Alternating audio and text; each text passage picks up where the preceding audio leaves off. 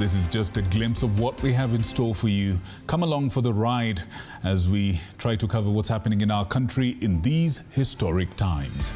To begin, we start with arguably the biggest story in our country right now.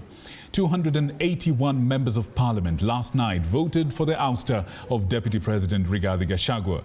If his ouster will be successful, then he might go down in history as Kenya's first deputy president to be removed from office through an impeachment.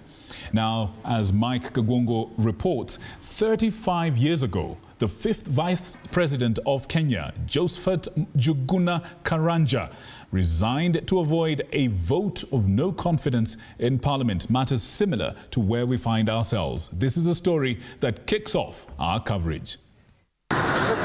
Tuesday afternoon, Kenyan Deputy President Rigathi Gachagua walked back to the august house not as Mathera legislator, but as a DP accused of gross misconduct and misuse of office, confident of how he will defend his 11 charges against him.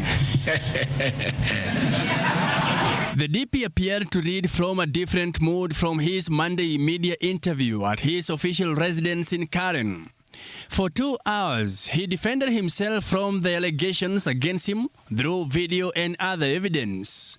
In his defense, the DP termed his woes as a political process and urged lawmakers to make their decisions free from coercion and intimidation. Article 29C, Mr. Speaker, states that every person has the right to freedom and security of the person, which includes the right not to be subjected to any form of violence from either public or private sources. Minutes after 9 p.m. and 281 members of parliament voted for his ouster, while 44 voted against. The ayes, 281.